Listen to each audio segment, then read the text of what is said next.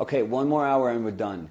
What was I saying? I always look up at my phone and I'm always like, what was I saying? What the hell was I saying? So, because I was speaking about, I don't know where I left you guys off. I was speaking about my university, my college, like SVA, what SVA costs. So it's $165,000 for a semester. It is just fucking insane. And I'm saying this, and I have to be full disclosure. I've always considered, but I don't have an MFA, so I don't think I'd be able to do that. But I've always wanted to teach in my university eventually. When my kids are older, I want to move back to the U.S. and if I move back, I would totally consider wanting to teach for that. But now I'm like, fuck no. I don't even know if that school is going to be open in the next 10 years because it's so damn expensive. So I don't know. There's something so off, so wrong about that. $165,000 to get your illustration degree. Oof. Insane. I think we could do better than that, but just hanging out here and fucking painting and talking. I'm sorry, but I just don't get it. Like, and this is me saying something that's like, my teachers were my life, and I still owe everything in my life to them, because I would have been nothing if it wasn't for them. And I am incredibly aware of that. But, fuck, go take a workshop with them then. Don't pay $1,000 for a workshop or whatever, you have to pay. And you can have enough information that will last you for like a year from those people that are incredibly talented. But don't pay freaking $165,000. That is just insane. Oof. So whenever I kind of convince myself, like, oh, I would love to teach there because I would love to go back there and kind of give back and sort of try and in many ways just be the person that my teachers were for me. I would love to do that. I think that that's a really nice thing that you can do in life, that when you find that somebody was important to your life, you can give back and hopefully you can have the same impact on other young people. And I've always loved that. But when I think about it, it's like, but I'd be working for a damn fucking institution that is willing to charge $165,000 for an education. Like, that's insane. So it always puts me in a really weird dilemma to just, by the way, that's a nice color. That works really well. That's why I was excited about this, having like this purple sort of color harmony within the painting. It's there. I'm not making it super evident, but it's enough of it is there that I feel it looks really, really cool. So anyways, if you're considering those things, like, fine. And if you have that money, that's totally cool. I wouldn't ever judge you for having that money. That's insane. Like, I'm not stupid. Like, if you have worked hard enough, or if your family has worked hard enough, damn, you deserve everything you have. And if you want to spend that money in your education, that's totally cool. But fuck me, it is expensive. Like, we have to acknowledge that it is like abnormally expensive. It's just out of the ordinary expensive. And almost like trying to think that a family, like a regular family, could afford anything like that is just insane. And for example, in America, so many people have said, like, well, that's why you make a fund, like a college fund, as soon as your kid is born. But why would you have to? Like, that's not right. Like, you don't, like, why would that have to happen?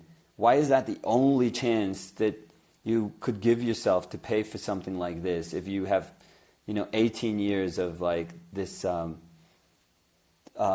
this obliged savings, program? It doesn't. It just doesn't seem right. It just doesn't seem right. Anyways, so I like that. This is going to be blue, but I'm going to make it like a blue purple, just because of what I said. Like I'm really digging, and it has to be a little. Fuck me. It has to be a little bit darker. It can't be that dark, but I wish it was darker. So I could paint it darker. I could do whatever I want, but so I'm going to make it more blue, like dominant blue.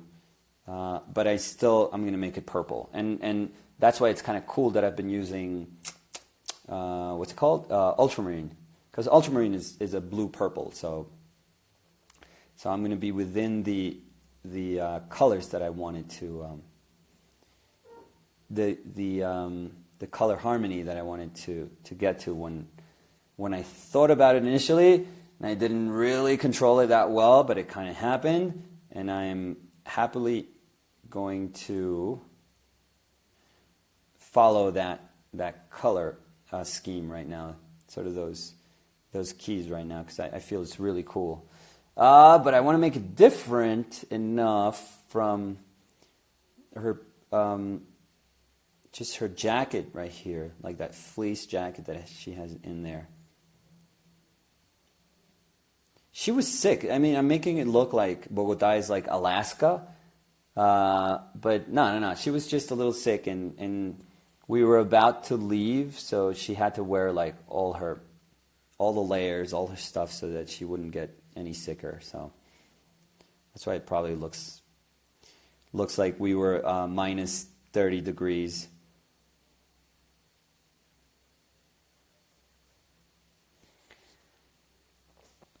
Cool, that's good. There's a dark there that's going to help me a lot. How would you price something like this? How would I price it? A lot of people. There's so many. Most of them young people, or people that have been painting for a while but haven't really commercialized their work. Haven't tried to sell their work. They're happy with just making it, and maybe their lives they have jobs where they can just afford to make paintings whenever they want, or but it's the needs of people like myself that live from doing this are a little bit different. So we have to always be aware of how to monetize or how to price our work, because that's how we live. That's how we make money. So a lot of people ask me about that, and I would say, first, it depends on your market. Like, if you're trying to sell something to your aunt, let's say, or to somebody in your family who's never bought art, who has they have an abstract notion of how much, or they heard in a story that a Da Vinci painting sold for, how much was it that it sold? $500 million, something like that? I forget, but it was something like that, something insane like that. So, they have this abstract notion of art being just insanely expensive. And, but, they probably also have this idea of art that they see, in places where they buy couches and lamps and I don't know, in places in their lives that are not usually, let's say, like galleries, like traditional galleries. So they probably see something and it's worth a couple $100, and they feel, okay, that's what art is worth. So they make this separation between what you see in a museum, which has almost this abstract value, and what they see in their regular lives. So that person is the hardest one to sell, because if you say like even $1,000, they're going to go like, whoa, that's insane. That's not the amount of money I was, thinking of. But if you're trying to sell something to a person that has gone to, that probably has personal relationships with artists and has gone to like gallery openings, they are probably much more aware of how much your work can be worth. And your work should be worth depending on how much time in its simplest forms, depending on how much time you've put into doing it. Think of it as a job initially, like any other job. So if you worked on something for 2 months, why would you charge less than what anyone would charge for like 2 months of doing any job? That would be insane. That's really harmful, and it's really stupid if you start sort of denying yourself the right that you have to ask for the amount of work you've put into something. Now, for a lot of people, it's going to be really scary. So there's people that feel very insecure about asking for what they deserve. They almost feel ashamed to ask for what they deserve, and they end up just asking for something that sounds non-threatening, and that is many times just selling yourself short. And I would beg people to never ever do that. Never ever ever do that. I mean, I feel that the art market behaves in a very irresponsible manner when we think of the very famous people, the people that actually fuel the rest of the smaller art market. And by smaller, I mean probably all the galleries you probably walk by when you go to the whatever it is, or either Midtown or Uptown or wherever that there's a lot of galleries in your area. In a broader, bigger sense, in a more universal sense, the people that dictate how the smaller galleries work are the people that make millions of dollars. I know it sounds weird, but the smaller art market behaves exactly the same way the larger market behaves. So if it's a very healthy market and a lot of people are buying stuff that's like millions of dollars, you can be sure that there's a lot of people buying paintings that are worth a couple of thousands of dollars too. It just means it's a reflection of a healthy market of people wanting to own art, which nobody needs to own art. That's the thing with us. We make stuff that nobody needs. I mean, we can be really romantic about it, but you need food, you need gas, you need electricity, you need water. You don't need art to live. So it is very hard, and we depend on people doing really, really well so that they can spend their money on what we do. That's why when the economy is bad, then the art world suffers immediately, like instantly it suffers. So again, if just circling back to your question, if you know that the people that you want to sell your stuff to is aware of this larger market, you could probably ask for stuff that's in line with that. But as somebody, I'll tell you something. I'm going to be super honest with this. When I started painting, I mean, not literally started painting, but what had I done? Like maybe 3 shows. It was maybe just that. I was working for a gallery in Boca, in Florida, which is not what you would associate with, the strongest market or the most important market in the art world. And I was working for a gallery there, but it was at the time of the art bubble, like in the early 2000s. And, they would tell me, just, you have to paint big paintings because nobody here likes small paintings. Like they pay for size. So, and people here, if you say something is cheap, they're going to think it's cheap. So you have to make it be expensive. And I was like, what the hell is that? Like, what the fuck is that? Then I was like a 20-something-year-old working, painting. And I was like, what? Is that how things, is this how it works? Is this how the art market works? What the hell? And so my paintings, and I had sold a bunch of paintings, but I had never sold very expensive paintings, or at least to me, those were very expensive paintings. And suddenly this woman who, I mean, she was super nice, and it's not her fault in a sense. I mean, it's her job, and she was just making money. And she was like, well, your paintings are going to be worth $30,000. And I was like, what? I haven't sold enough to just say, okay, that's a price that I deserve.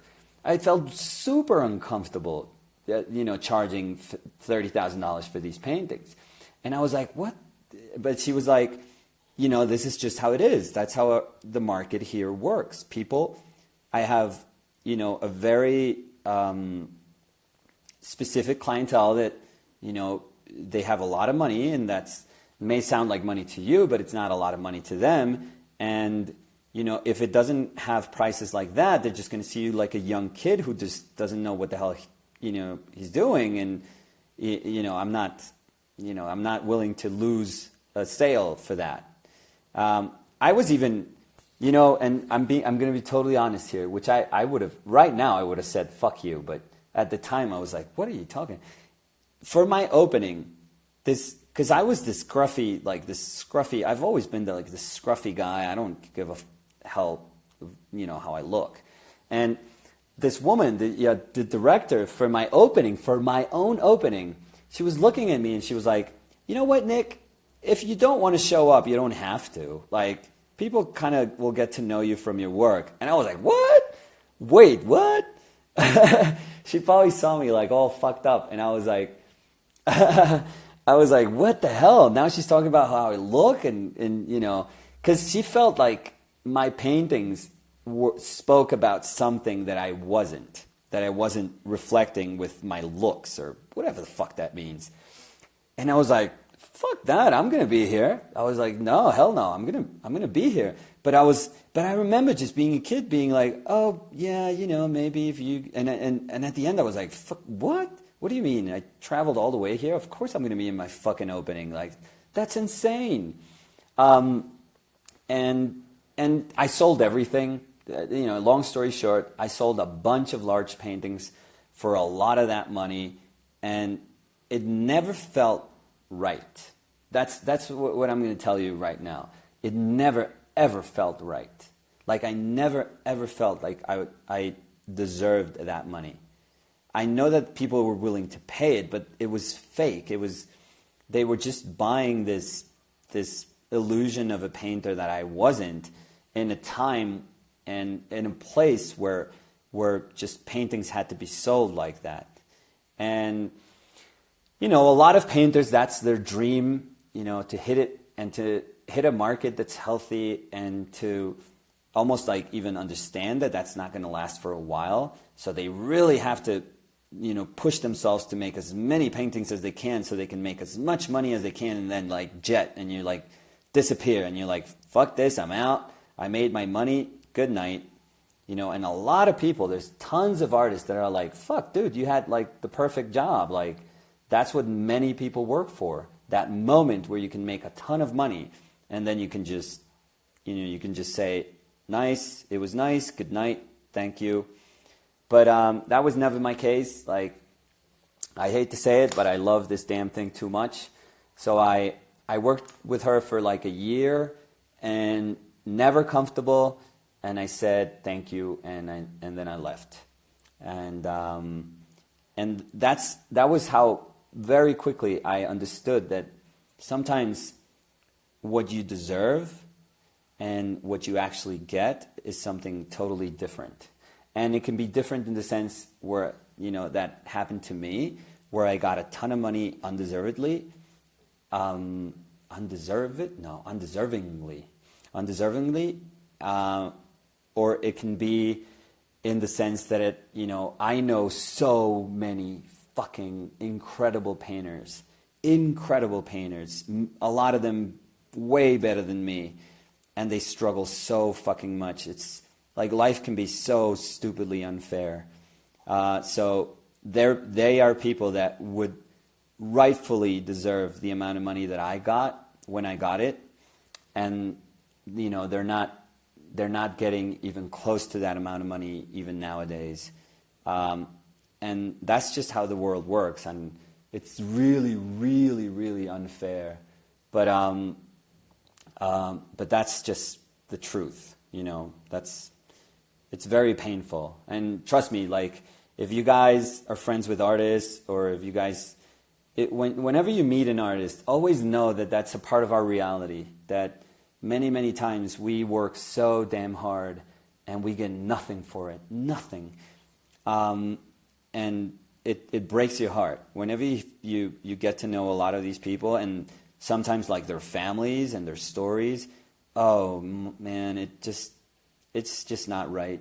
You just say, fuck me, like the world should be just good with the people that are talented and they put their life into it. But truth is they're not. Truth is life doesn't behave that way, and the world can be like really an asshole at times. But so in my life, I walked away. I'm going to be honest. I walked away with a lot of money still, and that money I sort of translated into life experiences that were super valuable to me, and at that moment in my life meant a ton. So I don't feel that, I would never say that money was dirty or wasted, or no, it was very important for that moment in my life. And it actually made a lot of painting possible for me.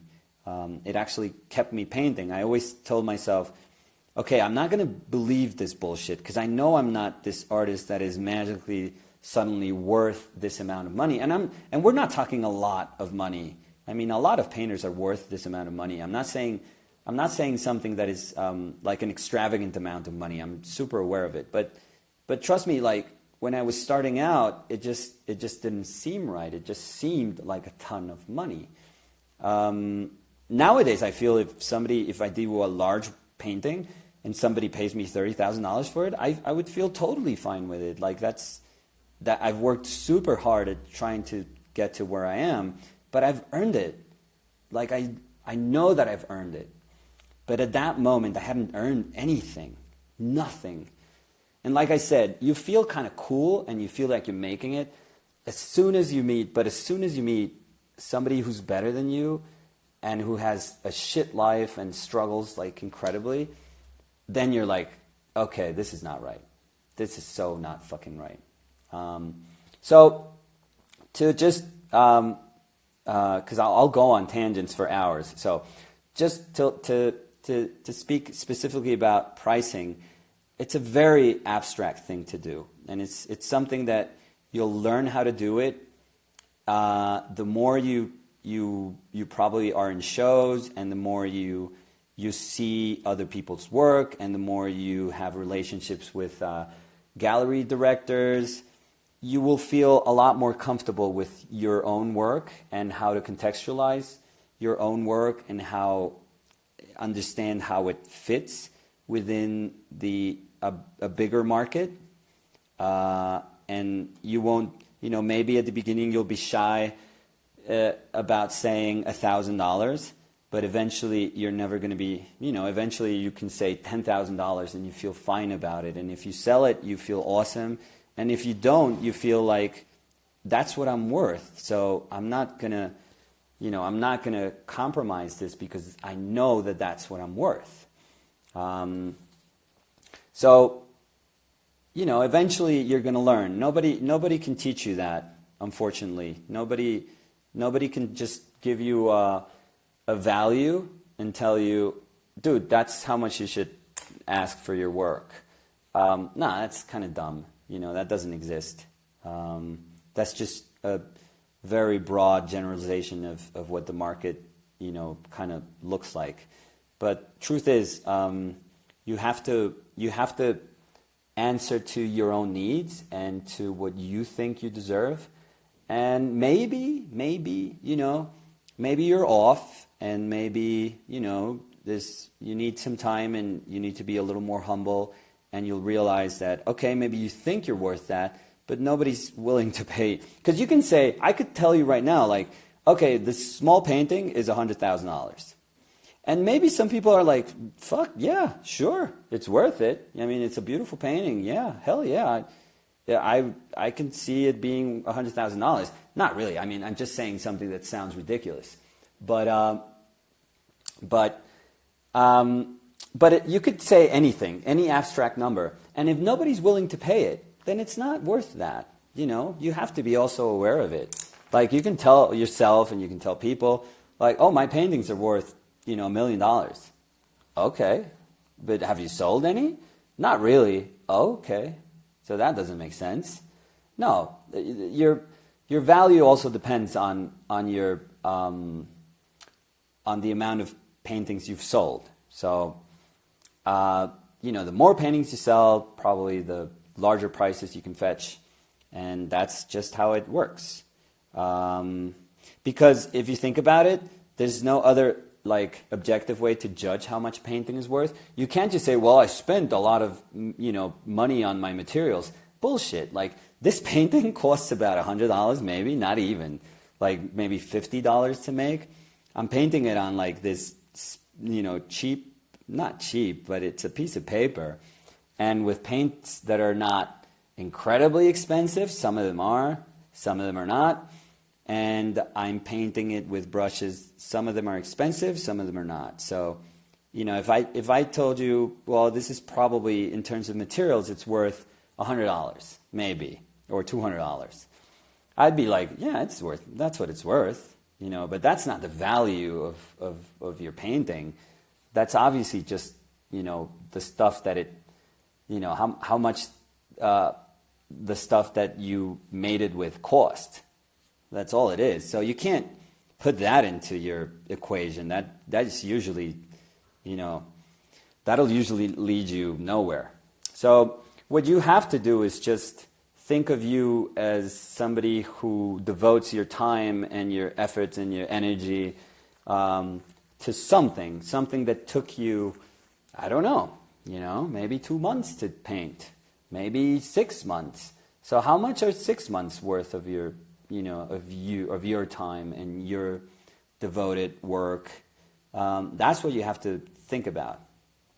And it could be as simple as saying, I think if I'd be working, I would ask for I don't know, $50,000 a year, or maybe you can say $100,000 a year. So you kind of can work things out that way, but that's a very sort of I don't know. That's also a very sort of dry way of looking at how to price something. I don't know. You have to be aware of many, many things. I would say always go for visit galleries that you think your work would belong to, would fit nicely in. Maybe galleries you want to be in, and see how much painters that would. It doesn't matter if you feel that you're as good as somebody else. Like, you could say, fuck that, I'm as good as Jeremy Lipking, and I want to fetch his prices. And no, I mean, but Jeremy has sold for years consistently, and he's an incredibly talented painter. So don't think that you just came in and you deserve something that you haven't earned. You have to work for it. You have to deserve it. You have to earn it. So even if you feel you're as good as somebody or better than somebody, don't compare yourself. Don't be like, look at that. This guy does bullshit paintings while this woman does kick-ass paintings, and fuck, his prices are crazy and she's so cheap. Don't do that. Don't compare it, because you have no idea, how you're comparing those two artists. Just realize that, you have to start somewhere. You have to be consistent. Your market has to build through sales, unfortunately. So I would say if you're starting out, it's better to sell a lot of the things you do than just one very expensive painting. It's a lot better to just say, wow, I sold out my show. And people will always remember that, instead of saying Well, your fucking paintings were like $50 each, so fuck yeah, you were gonna sell out your show. No, and they don't have to be $50. I'm just saying, like, whatever.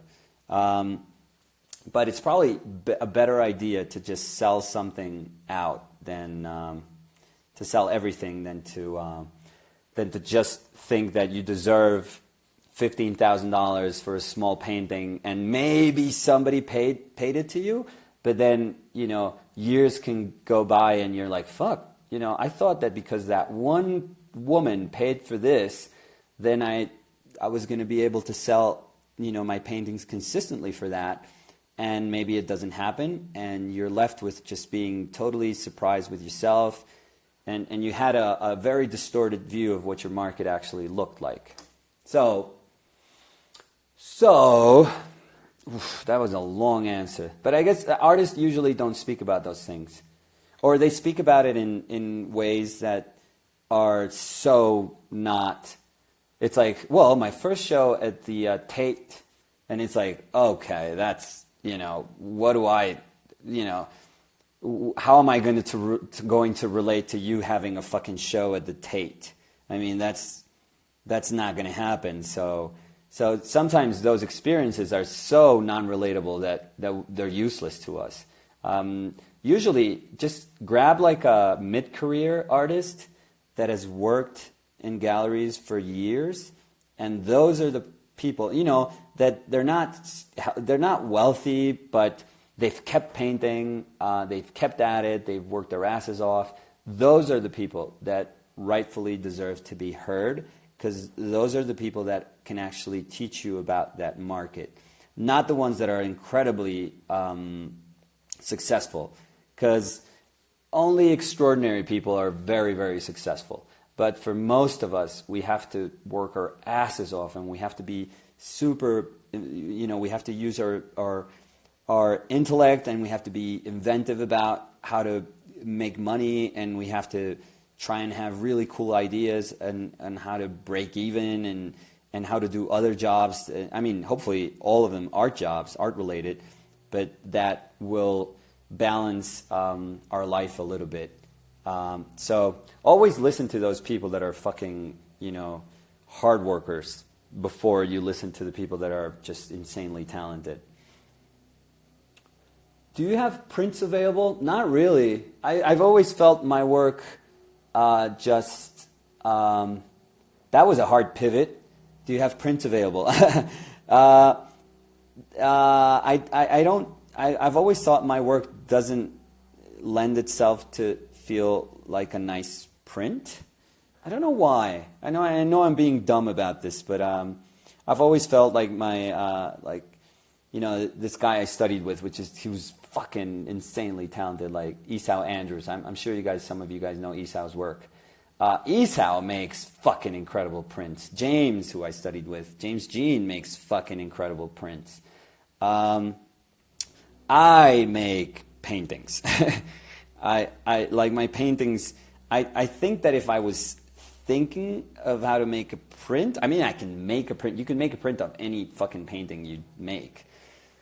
So there's no there's no mystery about making a print. But I just think that some works just lend themselves really nicely to having like a really nice giclée made of them than others. And I feel I'm one of those people that probably my paintings, or the reproduction of my paintings, are probably better suited for editorial projects, or are better when seen from life, when you can see them directly, than when you can just see a print. There's other works that, you know, they work beautifully as prints. They work perfectly as prints, actually. So debería aceptar trueques. Sí, pero yo he cambiado con mucha gente. Yo he cambiado con resto de gente, Leandro. Entonces, si algún día me quiere cambiar, me dice y cambiamos algo. No pasa nada. So, I've been talking a lot. Understandable, I'm just poor. Did you put all these videos on YouTube? No, I haven't. And trust me, my channel is going to exist. I'm just finishing up school because I teach at a university. But also, I just wanted to let you guys know, it was a super hard decision for me, because I've been teaching there for, it's going to be 12 years next semester, and I'm going to stop, because I want to get back to painting full-time. And if I paint full-time, I think that I can do my YouTube channel with more dedication and just more commitment, and I can totally kind of, fight this fight that I've been talking about for so long to go up against, again, like colleges like my school that I hold very dearly, but that if I sit back and I really take a look at what's going on, I realize that, is charging an insane amount of money for education. So I realized that I can't be part of the school where I was working, which is a really big university, if fundamentally I am opposed to people having to pay so much money to get like an education. So, and I don't want to overextend myself, and I don't want to be pretentious in any way about this, because I know the reach that I can have and how limited that reach can be. So I'm not saying I can make up for those things. I alone can make up for those things.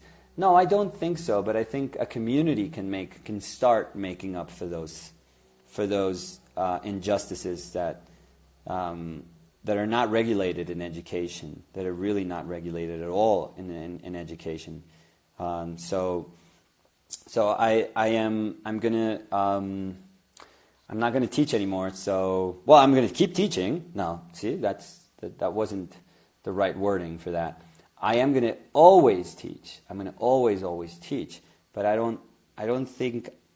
don't see how I can be opposed to something and then that very same thing be my boss. That stopped kind of making sense to me. So hopefully, I can do something good with that. Hopefully. But I really like your live videos. Please continue to paint live. Yeah. No, that's what I'm going to do. That's what I'm going to do on YouTube. Like, I planned a course, a painting course, and I'm probably also going to do a drawing course that you're going to have access to, for free. And I'm going to kind of teach you what I usually teach people. And you can do exercises, and you can see me kind of execute those very same exercises that I'm trying to teach. And it'll show you how I go about teaching paint. So that's the whole point, to try and... should I make this dark? I'm struggling to see if I should make that dark. I'm sorry, I'm thinking out loud. But the whole point is just to make it accessible to people. And maybe, eventually I'll do like, what people are doing, to have a patron, so that if people want more direct access to what I teach and do, then we can have something like that. But essentially, the stuff that I'm going to teach is going to be there up for everyone to enjoy and use as they see fit. And I feel that's going to at least attempt to balance things out. I mean, we go up against, Herculean institutions, so it's not easy to think that we can make a difference. But maybe it starts somewhere. So I want to start, and I know maybe this doesn't mean much to you guys, the fact that I'm resigning after 12 years, but for me it made a huge, it was huge for me. It was really big for me, because I really, really deeply care about my students, the students that I have in in school, the relationships that I've generated with my students are very rich to me. They make up a very, very important part of my life. So it's not easy leaving that behind. But I'm also aware that I am gaining the possibility to start newer relationships with people all over the world, and that is super attractive to me, and that feels excellent also. So we're all looking forward to your teaching courses in painting. Awesome. Excellent. How do we find about? You'll find it. Trust me, you'll find about it. The same way. The editorial project that I have is going to hit. It's going to be open soon. Trust me, I'll be very, very. I'll be very diligent about sharing that information with you guys, because I think it's all tied. Like the place where I want all these exercises that I've done in the past year maybe. I want them to be in a collection, in a book that can portray them really, really nicely and faithfully. That's also something that's super important to me. Like I said, I want to promote the use of a space where you're not just constantly thinking about making art. I want to promote a space or a time or anything that just pushes you to make because there is a need to make, that you're answering to a larger necessity, a broader, hopefully more primal need to just do. And for that to happen, you really have to have a place for that, where you feel comfortable enough, where you can do these things. For me, it's these tiny little pieces of paper and the chance that I can get to share with you guys here in a couple of hours in a live chat. To me, that's the space that I've found. So I want to have a small book that speaks about those things, because I want to share also thoughts and my knowledge of paint, of what I'm thinking about while I'm doing these things, and things that I feel are relevant in my painting and that speak about fundamentals of painting. So I think that project is also kind of tied with the bigger one that I want, that has to do with the more academic one. So hopefully I can count with you guys to be part of it. I mean, I solely depend on you guys, but I'm also aware that these are things that I do not because I just need people to finance them. These are things that I would do and I would pursue if I was on my own, and because I'm answering to some, the same thing that is telling me, wow, this is a tough decision to just say goodbye to the students that I care so deeply about. That same decision is telling me, these are things that are important to you that you should do regardless. I was talking to my directors who are incredible in school, and they were like, well, what have you lined up? What are you going to do? And I'm like, I have no idea. I don't know, but that's maybe why I feel this is right, because I have nothing there.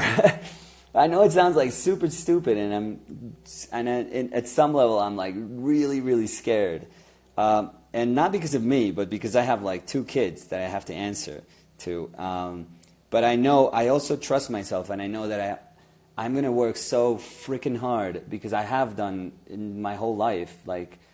This is something that I truly love and care about, so I'm going to, if it depends on me working hard, I trust myself and I know that I'm going to do this, and I'm going to do this to the best of my ability just because I care so much about it. So I am slightly horrified, but I'm also incredibly excited about what my life can become if I am if I'm more honest to the things I believe right now, and if I just change my life to obey those things and to be active about my stance on education. So yeah, so that's, hopefully that'll work out. You're brave and talented, it'll work. I hope so. I really hope so. If not, it's on you guys. If not, fuck you all. It's your fault. I'll send you photographs of my kids, like, with no clothes and like, okay, that sounded creepy. But, like, you know, not going to school and, like, learning from math from, like, the internet, and fuck that. I'll show you. I'll make you guys feel bad about it. So it's on you. My kids' future depends on you. So fucking, I don't know. You have to step up. Oh, fuck. I have to, I know that I'm probably going to have to do this video, because after this I have to go to class. And I haven't even taken a shower yet, if we're being honest here. So what I know, and I know that I can't, even if I wanted to, if I would start working here, I would rush, and I don't want to do that. So I think I'm going to do this. I'm going to keep, because I've never done that. I've never worked again on something that I had worked on, at least not with you guys. I haven't showed that to you guys. So I think I'm going to leave it here, and then I'm going to go back and finish this. But let me do the rim of her coat, and I think we'll be done, because I honestly kind of have to start to get ready. So we'll do that. Again, think about my kids. Fucking beautiful, homeless kids because of you guys. So, beautiful and homeless. That's what my page is going to be called, beautifulandhomeless.org. And it's just, you know, photos of my kids, and yeah, I'm going to be nowhere in there, you know. It's just my kids, so you can feel like shit, and just a nice banner that says, "You did this. You did this." So, yeah, no pressure. No pressure. To support you, I think I'm going to get another job. No, you don't. I would tell you don't. Don't ever do that. You don't have to. If you have to go out of your way, if it's really hard for you, don't. You know, I will still do this, you know, regardless of what happens. So don't. I'm kidding about my kids. Although it's on you. It's fucking kids. I mean, they're nice and kind of healthy now. Skin and bones. You're going to see skin and bones. Damn people. Did that to my kids. I'm kidding. If you're new, I'm kidding, by the way. I don't want people to go like, what the hell? Who is this guy? Pimping out his kids like porno misery? What the hell is going on? Yeah, don't worry. I'm just kidding. I'm Colombian. We speak sarcasm and bullshit. Those are our two languages. So please don't judge me and get used to it. Thank you very much for your live show. No. Thank you for hanging out. I'm always, in my mind, I always count with you people, but I'm always like, well, if nobody shows up, I'm still going to paint. It's going to sound ridiculous if I talk to myself, but I'm still going to paint. So, but it's always awesome when I can see that there's like 100 people listening right now. So it's always cool. It's always cool. And I know that I'm always aware that, like, I can't ask people, it's like, dude, I have to work, or I have to pick up my kids from school, or whatever. So I'm always super grateful if people can find time in their lives to just hang out and listen. So I know how strange and demanding that is, in a way. So I'm very, very grateful, always. Wow, I returned to you translation after a few hours, and look at this beauty. Bravo. Oh, thank you. It's okay. I still want to keep going because I'm not happy with the face. But I don't think I can keep going today. I'm so sorry. So I know I'm going to get back to it. And whenever I get back to it, I'll promise that we'll do a live one so that she looks like a sad, Russian immigrant girl. Oh my God. I mean, no, Russians, I love you. So don't take that the wrong way, please. But she just looks so sad. She's like just this kid, this homeless kid, like a post-war, just kid that has to sort of reshape her life. Basically my daughter. Basically what you guys are going to do if you don't support me. So this is her future. And she got all this stuff from a thrift shop. All this stuff, Salvation Army. We were just there. We had been sleeping there for a couple days, and they finally gave us some soup. I told them, don't give me soup, give it to her. She needs it more. I've been hungry before. I can take it. But not my kids. Not them. By the way, I'm Colombian, so I can make jokes on poverty, and so don't judge me on that. So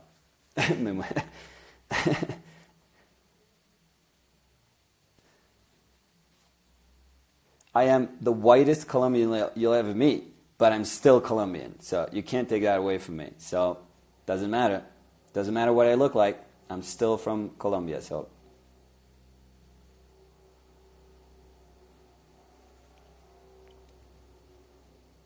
Still a third world country, and still the whole world makes fun of us, so I've earned it.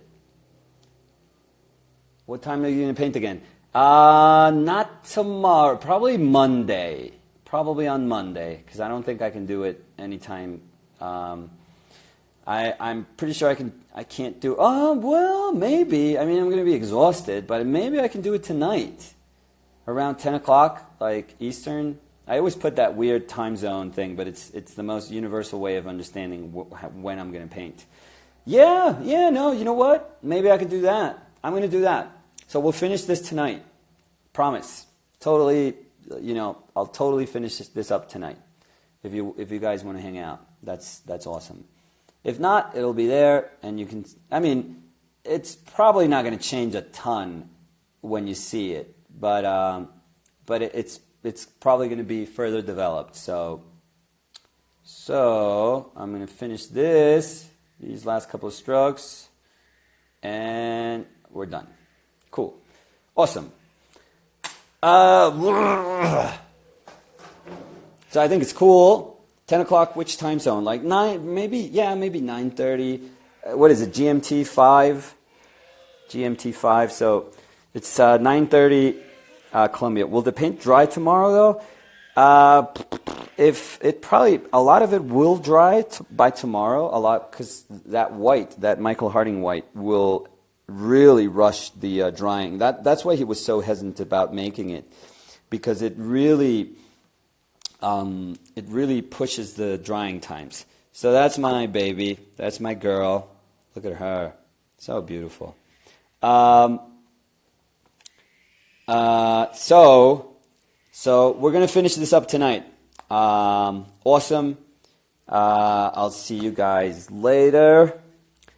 Thank you all for hanging out. Muchas gracias a los que me acompañaron, como siempre, muy queridos. Voy a terminar esta noche. Voy a hacerle cositas a la carita esta noche.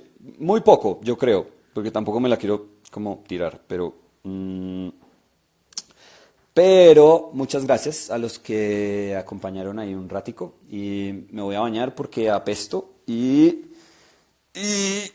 tengo que irme a clase ahora. Bueno, gracias. Entonces, chao, bye, later. I'll show you guys the palette. Look, that's how I paint. Holy shit, that's terrible. GMT 5. Is it 5 or minus 5? Something like that. GMT 5. The same time I put in that story. So that's the palette. Those are the brushes that I used. And I'll see you guys tonight. Thank you. Maybe see the reference. Yes, sure. I always forget. I always tell you guys, like, so that's her, but she's looking down. And so I use that face with that. And then I get that. So it's pretty cool. It's way cleaner than mine. I know. That's clean for me too. I scraped it before. This is, where do I have my scraper? Somewhere in there. But yeah, I had to, I'm not going to show myself. I'm like dirty. I'm like fucking, I put some clothes on because I didn't want to, like, if the camera maybe shows my legs, stuff gets overexposed. ¿Por qué tienes guantes? Porque quería y estuve un tiempo y tengo una bolsa de boxeo. Me encanta, pero me jodí una muñeca y todavía me duele mi muñeca y todavía me duele mi codo. Como por pintar, tengo como epicondilitis y hace que me duela muchísimo la muñeca. Por ejemplo, ahorita acabé y estoy que no puedo el dolor en la muñeca y en la mano y en el codo. O sea, yo ya estoy vuelto popó. Pero no, entonces me tocó parar. Entonces ahora tengo barriga y ya, gracias. Bueno, chao. Chao, nos vemos esta noche. Los que quieran, nos vemos esta noche y acabo esto. Bueno, chao, gracias. Gracias.